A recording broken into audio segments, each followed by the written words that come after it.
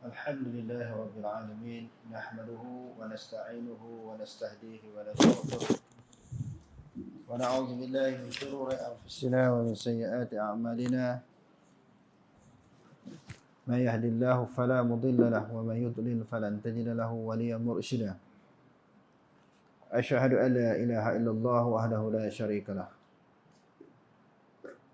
وأشهد أن محمدا عبده ورسوله اللهم صل وسلم وبارك على محمد وعلى آله وأصحابه أجمعين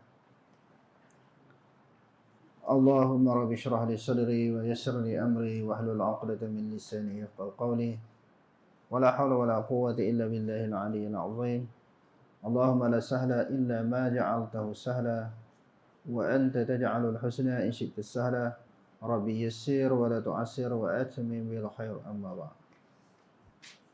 Muka surat 47 bantahan Al-Azrami terhadap seorang lelaki yang berbicara tentang bid'ah. Jadi Az-Azrami ini adalah merupakan guru kepada Imam Abu Daud dan juga guru kepada Imam Nasa'i. Wa qala Muhammad bin Abdul Rahman Al-Azrami li rajulin takallama bi bid'atin wa da'a an-nas ilaiha. Hal alimaha Rasulullah sallallahu alaihi wasallam wa Abu Bakr wa Umar wa Uthman wa Ali aw lam ya'lam. Qala lam ya'lamu. Qala fa syai'un lam ya'lamhu haula'i a'alimtahu anta. Qala ar-rajulu fa inni aqulu qad 'alimuha. Qala afawasi'ahum ay alla yatakallamu bih wa la yad'u an-nasa ilayhi allam yas'ahum. Qala bala wasi'ahum. Qala fa syai'un wasi'a Rasulullah sallallahu alaihi wasallam wa khulafa'uhu lam yas'uka anta. Barih itu letak rasulu. Fanqata'a ar-rajulu faqala al-khalifah wa kana hadiran.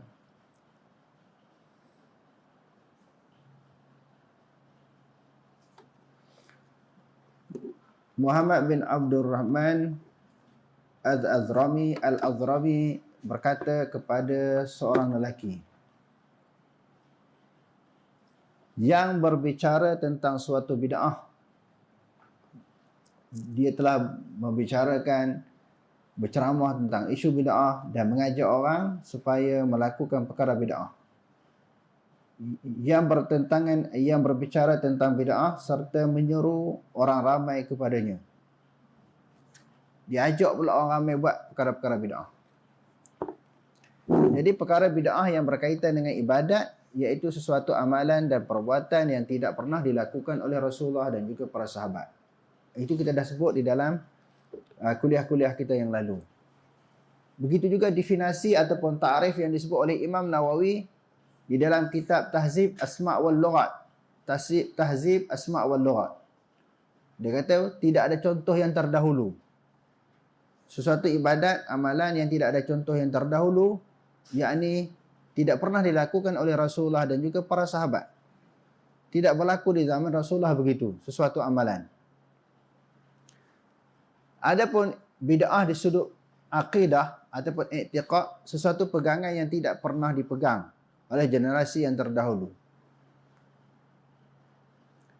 Dr. Wahbah Zuhaili menyebut di dalam kitabnya Al-Bid'ahul Munkarah, di antara perkara-perkara yang bid'ah di sudut i'tiqad ataupun di sudut akidah ini terlalu menisbatkan sehingga membawa kepada tashbih.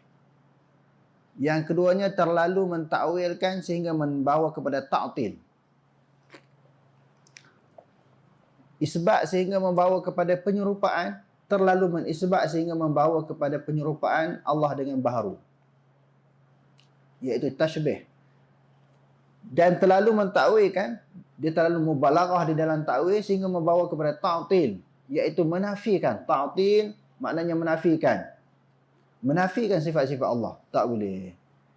Jadi bagi kita ahli sunnah wal jamaah, kita i'tiqad tengah-tengah. Antara ta'wil dan juga isbat tengah-tengah. Kita isbat saja apa yang ada di dalam Quran dan hadis tanpa mubalaghah, tanpa berlebihan. Maksudnya macam kita isbatkan istiwa ataupun yad bagi Allah, tangan bagi Allah, wajah bagi Allah. Sekadar tu je. Kita tak hurai tangan macam mana, istawa macam mana. Sekadar isbat tanpa kita mensyarahkan. Kerana itulah pegangan golongan salafus salih.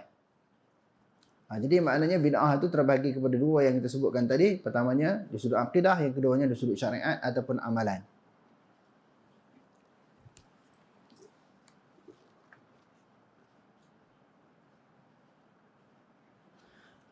Lalu Azrami ini dia tanya, seorang lelaki yang mengajak manusia kepada perkara-perkara bid'ah yang tidak pernah dilakukan oleh Rasulullah dan juga para sahabat. Adakah Rasulullah, Abu Bakar, Umar, Osman dan Ali mengetahui perkara bid'ah ataupun tidak? Dia tanya, dia ni tahu tak tentang perkara bid'ah ni? Rasulullah dan juga Khalifah Ar-Rashidin. Lelaki itu menjawab, mereka tidak mengetahui. Dia kata Rasulullah pun tak tahu buat bid'ah ni. Sebab tu dia tak bercakap. Kalau dia tahu, dia bercakap lah. Khalifah Ar-Rashidin pun tak tahu. Lalu Hadrami tanya lagi. Jadi ada benda yang tidak diketahui mereka, tetapi engkau mengetahuinya. Macam mana kamu hebat dari Rasulullah? Rasulullah tak tahu pun tentang perkara bid'ah. Khalifah Ar-Rashidin pun tak tahu. Tiba-tiba kamu pula tahu. Kamu lebih pandai lagi daripada Rasulullah dan Khalifah Ar-Rashidin. Lelaki itu menjawab, kalau begitu aku katakan mereka mengetahui. Dia dah taradud. Dia dah goyang. Bila ditekan, dia goyang. Sebab tu perlu maknanya bermuzakarah, maknanya berdebat, berhujah untuk menentukan pegangan kita ni betul tak betul. Kuat tak kuat. Kita yakin tak dengan pegangan kita. Kadang-kadang kita yakin tetapi pegangan itu salah. Jadi bila orang hujah kepada kita jadi terkejut. Pada masa itu mulalah kita kena baca, mengkaji, kita buka kitab, kita mutalaah. Sebenarnya penting. Zaman-zaman dulu biasa debat ni. Tapi zaman sekarang ni dianggap satu perbalahan. Sebab mungkin ada orang bila berdebat dia nak menang, bukan nak cari kebenaran. Golongan salaf, mereka berdebat untuk mencari kebenaran. Jadi bila berdebat kita tahu kedudukan sejauh mana kekuatan hujah yang kita pegang. Apa dalil yang kita ambil. Sumber mana yang kita rujuk. Sebab itu penting dalam hujah ni. Mereka tidak mengetahuinya. Al-Azrami bertanya lagi, adakah benda yang tidak diketahui mereka tetapi engkau mengetahuinya? Lelaki itu menjawab, kalau begitu aku katakan mereka mengetahuinya. Dia Azrami bertanya lagi, adakah mereka mampu untuk tidak berbicara, tidak membicarakan tentang bid'ah? Dah kalau Rasulullah dah tahu, para sahabat dah tahu, kenapa mereka tak membicarakan tentang bid'ah?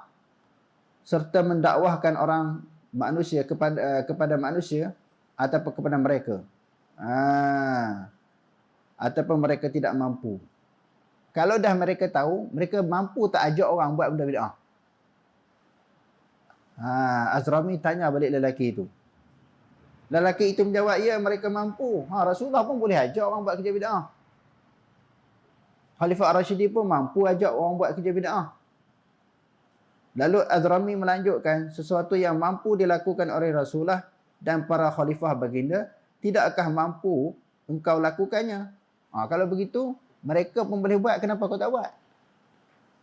Hujah ni untuk nak bagi dia jawab macam mana. Kalau mereka mampu mengajak orang kepada bid'ah, mereka tak buat. Kamu buatlah. Kalau mereka mampu, kamu pun mampu ajak orang juga kepada bid'ah. Dan lelaki itu terdiam. Mula-mula dia kata Rasulullah dan para sahabat tak tahu.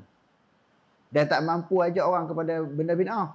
Tiba-tiba bila dikemukakan hujah yang bertalu-talu, dia kata Rasulullah pun tahu. Perkara bid'ah dan para sahabat boleh ajak. Sekarang ni kenapa Rasulullah tak ajak? Bid'ah tak boleh buat.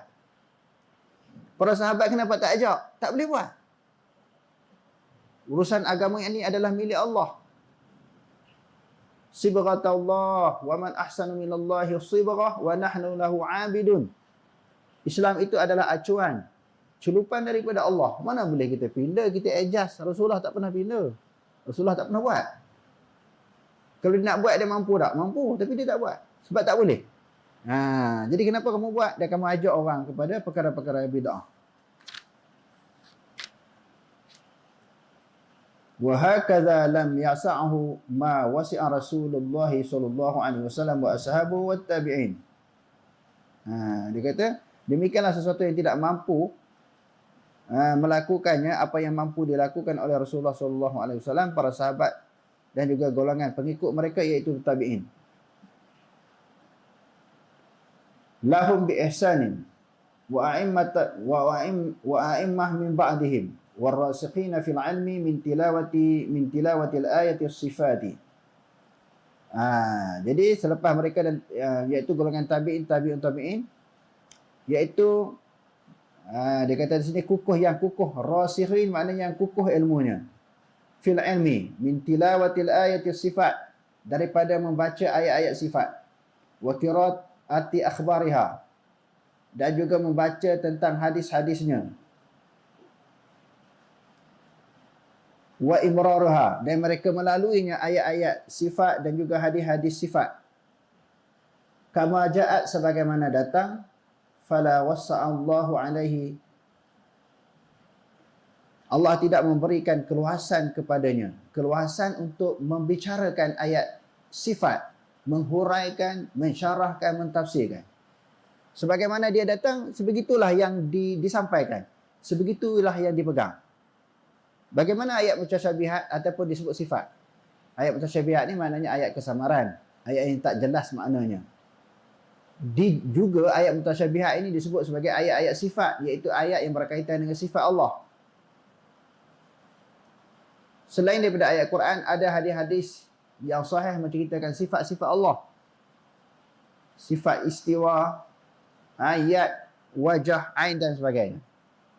Kalau ingat dalam hadis ni banyak lagi lah. Qidam, maknanya qadam maknanya kaki, dan juga apa dia, tangan. Inna qulub bani adama baina usbu'aini min asabi'ir rahman yuqallibu kaifa sya'a. Dalam hadis sahih Bukhari Muslim juga disebut jari. Sifat jari, bukan anggota jari, bukan. Jadi ayat-ayat macam ni dan juga hadis-hadis macam ni, imraruha, lalui dia. Apa maksud lalui? Lalui ayat itu dipegang secara zahir sebagaimana yang dia datang. Dia datang macam mana? Dia sebut tangan-tangan lah. Kalau kata apa dia sebut jari-jari ya. Istawa. Bahkan dalam hadis sebut Allah Ta'ala ketawa. Ketawa, tak payah nak urai lebih-lebih. Itu saja yang datang kepada kita. Cuma orang banyak duk keliru lagi sampai hari ini. Bila sebut imraruha kama ja'at, ataupun amiruha kama ja'at, laluilah ayat itu sebagaimana dia datang. Di dalam Sunan Tirmizi, susunan Imam Abu Isa At-Tirmizi, dan juga disyarahkan oleh Al-Mubarakpuri di dalam kitabnya Tuhfatul Ahwazi, bila menceritakan tentang masalah nuzul Allah Subhanahu wa taala, wa qad qala ghairu wahidin min ahli al-ilmi fi hadzal hadithi ma yushbihu hadza min ar-riwayati min as-sifati wan nuzuli rabbi tabaraka wa ta'ala. Jadi di sini nak huraikan masalah tangan, kerana hadis tentang bab zakat itu menyebut Allah Taala ada tangan. Dan juga tentang turunnya Allah Subhanahu wa taala kulla lailatin ila sama'id dunya, setiap malam pada langit dunia. Qalu ahlu ilmi daripada kalangan golongan salaf kata apa? Nusbitur riwayat. Dia kata waqad qalu qad tasbutur riwayat. Dia kata tasbutur riwayat, maka sabitlah riwayat-riwayat fi hadza. Sabitlah riwayat-riwayat tentang ini.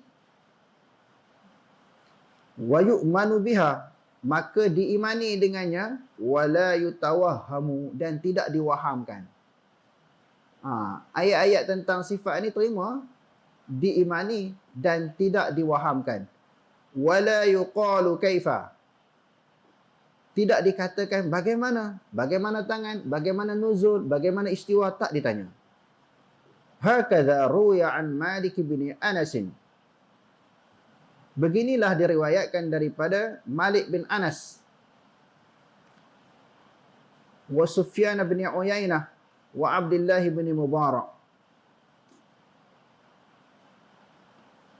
annahum qalu fi hadhihi al-hadithi. Mereka berkata tentang hadis-hadis ini, amirruha kama ja'at. Laluilah. Maknanya hadis-hadis sifat ini sebagaimana dia datang. Amirruha kama ja'at.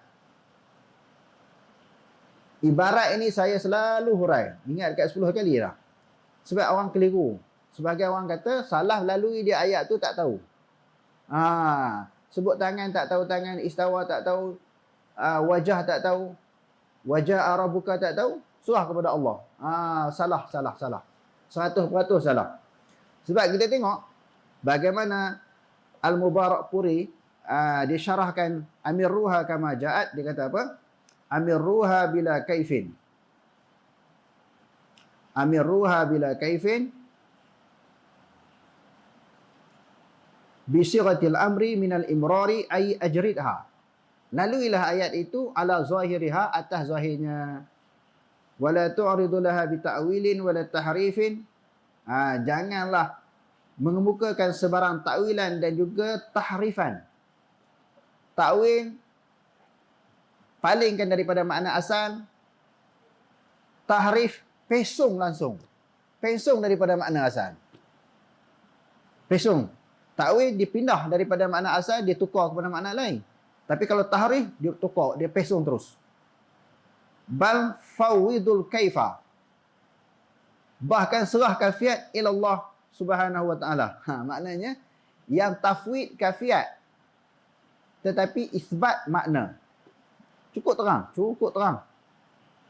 Isbat makna.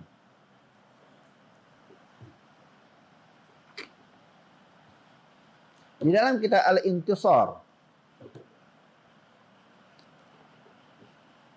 wa qauluhum,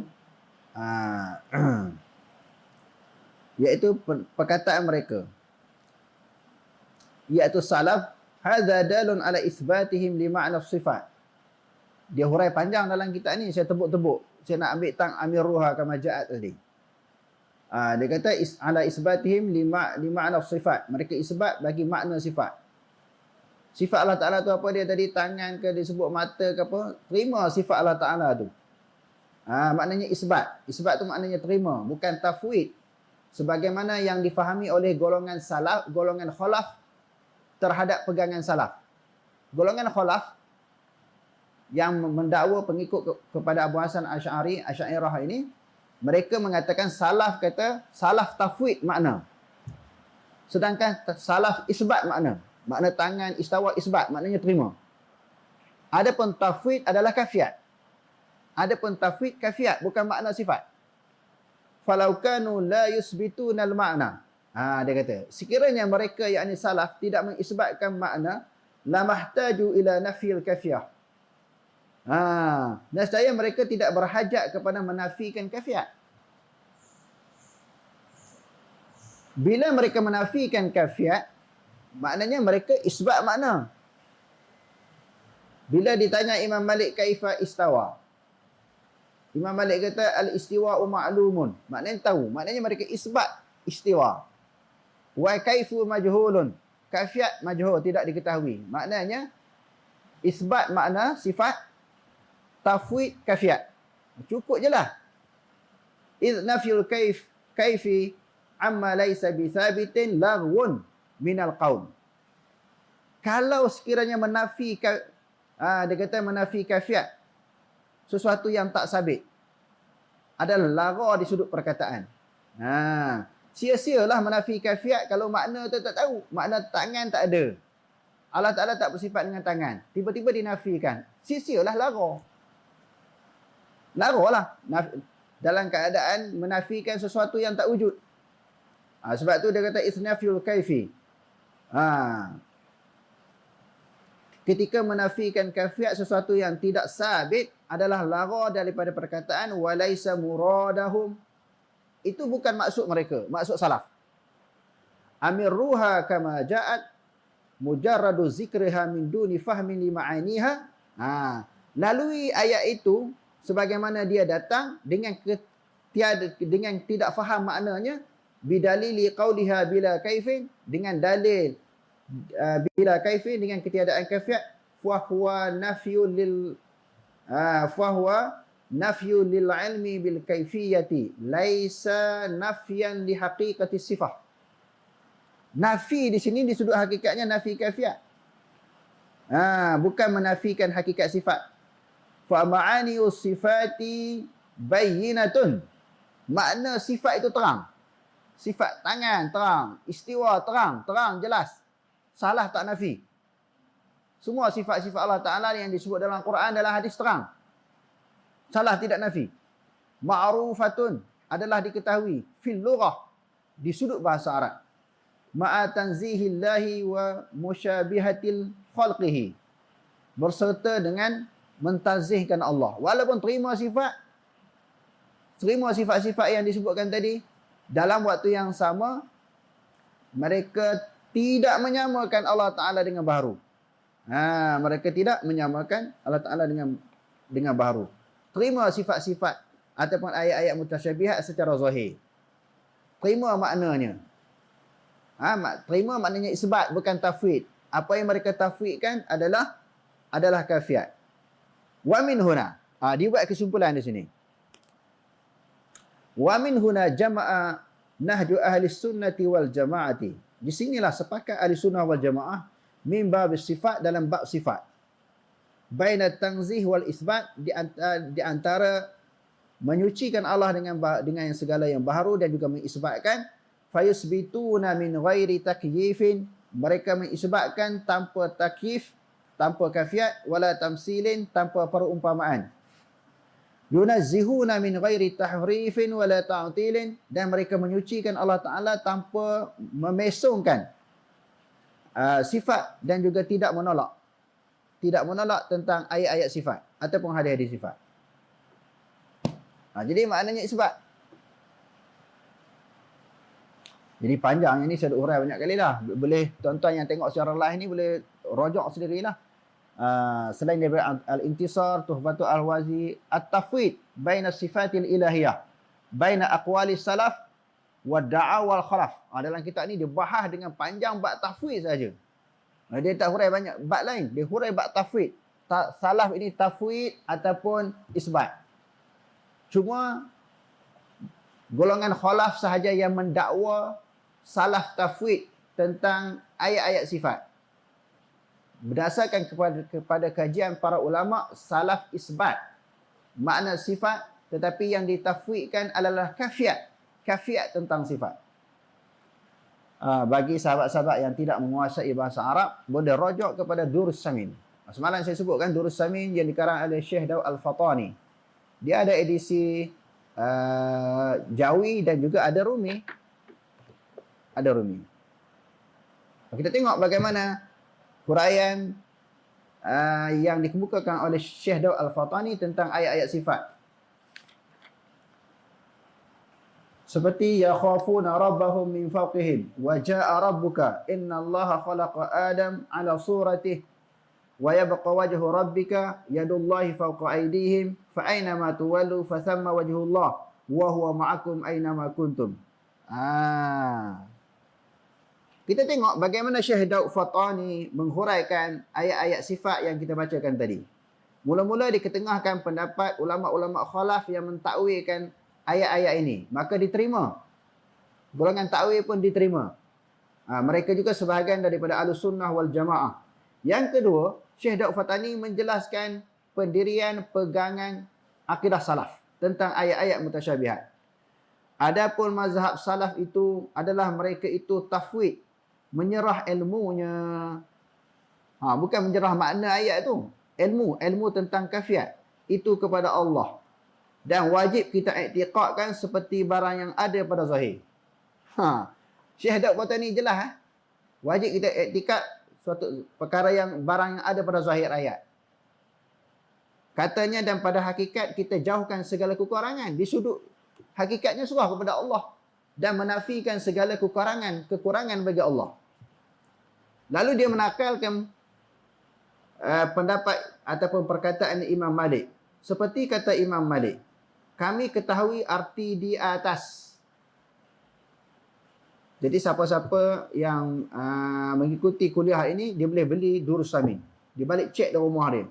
Imam Malik kata boleh disebut, dia kata boleh disebut atas. Tetapi tiada kami ketahui hakikatnya. Kami tak tahu hakikat atas tu macam mana. Seperti kita kata Allah di atas. Seperti kita kata Allah di atas. Tetapi tiada seperti di atas segala yang baharu. Nak pening apa? Nak kata mujassimah apa? Syekh Dok Fatani ni mujassimah? Musyabihah ke? Mumathilah ke? Dia kata boleh kata Allah Ta'ala di atas? Maknanya orang yang kata tak boleh tu dia kena baca Durus Samin. Syekh Dok Fatani ni memang orang di Nusantara ni, Indonesia, Thailand, Singapura, Malaysia, Brunei ni memang iktiraf dia. Keilmuan dia, kealiman Syekh Dok Al-Fatani. Dia kata boleh kata. Tetapi tiada seperti di atas segala yang baharu. Allah Ta'ala di atas tapi tak sama dengan di atas segala baharu. Itu dipanggil tangzih. Allah Ta'ala bertangan. Tiada seperti segala tangan yang baharu. Boleh sebut Allah Ta'ala ada tangan. Tetapi tak sama dengan tangan baharu. Dan Allah bermuka. Tiada seperti segala muka yang baharu. Tak sama muka Allah dengan muka yang baharu. Maka hakikatnya ialah mengetahui kehendaknya. Hakikat surah Allah Ta'ala lah yang mengetahui apa makna tangan, apa makna muka, apa makna istawa atas aras. Hakikat berada istawa atas aras tu macam mana surah kepada Allah. Maka hakikatnya ia yang mengetahui kehendaknya. Allah Ta'ala saja yang mengetahui. Dan wajib atas kita tanzihkan, menyerupa dengan yang baru pada hakikat. Kalau kita wajib tanzihkan, menyucikan Allah Ta'ala, menyerupai dengan baharu di sudut hakikat. Hakikat terbagi kepada tiga sebagaimana yang disebut dalam kitab Usulul Fiqh yang dikarang oleh Dr. Karim Zaidan. Dia ada hakikat lughawi, ada hakikat urfi, dia ada hakikat syar'i. Yakni hakikat di sudut istilah. Maknanya hakikat di sudut istilah ni serah kepada Allah Ta'ala lah. Allah Ta'ala yang lebih mengetahui.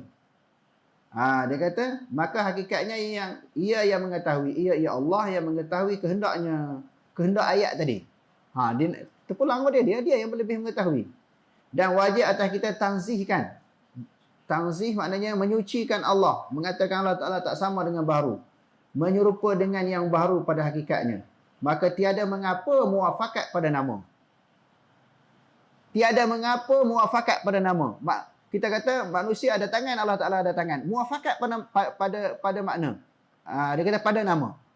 Allah Ta'ala ada muka, makhluk ada muka. Allah Ta'ala ada mata, makhluk ada mata, Allah Ta'ala ada mata. Muafakat di sudut nama tak apa. Tetapi di sudut hakikat surah kepada Allah. Tak ada susah faham, tak ada pening. Syekh Dok Fatani ini dia dah buat ringkasan. Dia telah membuat satu kesimpulan. Sama di sudut perkataan, di sudut apa dia makna tak apa. Itu dia kata pada sini.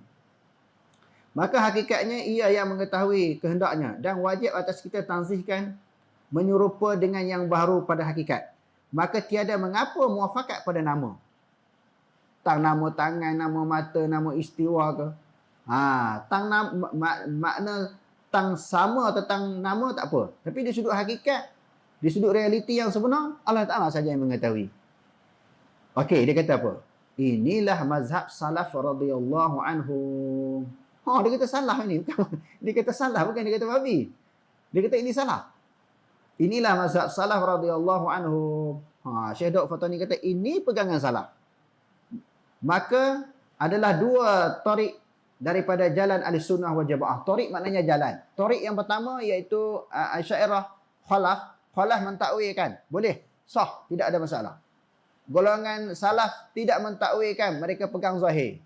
Walaupun pegang zahir, mereka dalam waktu yang sama tidak menyamakan Allah Subhanahu Wa Taala dengan segala yang baru. Cuma kita boleh sebut tentang nama sama. Nama apa dia? Tentang tangan tadi dikatakan. Tentang nama tangan, nama muka, nama ja'a maknanya datang, dan istawa dan sebagainya. Tak apa sebut nama yang sama. Tetapi hakikatnya berbezalah tangan Allah dengan tangan baharu. Mata Allah dengan mata baharu. Cuma kalau kita mengaji banyak lagi, kita buat kajian secara mendalam lagi, ulama bahas pula, walaupun Allah Ta'ala ni dikatakan ada tangan, sebagaimana ayat Quran, sebagaimana ada hadis, ada tangan, ada mata, muka dan sebagainya, bukan dengan maksud anggota tangan. Bukan dengan maksud anggota mata. Bukan dengan maksud anggota maksudnya. Semua dengan makna sifat. Semua dengan makna sifat. Boleh baca dalam kitab Al-I'tiqad dan juga Al-Asma' wa Sifat. Ulama hurai secara terperinci. Sebab tu saya ada ulang banyak kali, jangan difahami dengan makna anggota. Kalau anggota, manusia ada anggota. Bila dikatakan Allah Ta'ala ada anggota tangan, maknanya sama. Bila anggota tangan berada kepada jisim. Itu yang dipanggil mujassimah. Jadi kita kata sifat. Semua ulama-ulama salaf menyebut sifat. Adapun salaf daripada kalangan sahabat, dia sebut tangan-tangan. Dia tak urai dah. Dia tak urai. Zaman Nabi, tangan, mata, mereka sangat faham. Pada masa tu orang tak ada lawyer buruk. Orang nak tanya soalan berkaitan dengan tangan Allah, mata Allah Ta'ala, tak ada. Sebut tangan di mana mereka. Sakat tu je. Tak dihurai sama ada tangan itu anggota ataupun tangan itu sifat. Mati setakat tu je. Di zaman salaf daripada kalangan sahabat. Adapun salaf daripada kalangan tabi'in, orang dah mula tanya kalau kata tangan, macam mana tangan? Yang itulah ulama hurai pula daripada kalangan tabi'in dan juga tabi'un tabi'in, mereka hurai pula tangan di situ dengan maksud sifat tangan, bukan anggota tangan. Sebab masa tu dah banyak dah orang nak mula lawyer buruk, lalu dihuraikan apa maksud tangan itu dengan makna sifat, bukan dengan makna anggota. Jadi kita tengok tak ada keliru. Cukup jelas apa yang telah dihuraikan oleh Syekh Daud Al-Fatani tentang masalah sifat-sifat Allah. Itulah yang disebut tadi, apa dia? Imrariha kama ja'at fala wassa'ahu Allahu alaihi. Allah Ta'ala tak memberi keluasan untuk kita nak bahas. Tak bagi kelapangan, tak bagi ruang untuk kita bahas. Sebab tu maknanya benda sam'iyat, benda yang kita dengar daripada Quran hadis. Jadi mana kita nampak macam mana? Serahlah kepada Allah Subhanahu wa taala. Wallahu a'lam. أقول قولي هذا واستغفر الله العظيم لي ولكم والسلام عليكم ورحمة الله تعالى وبركاته.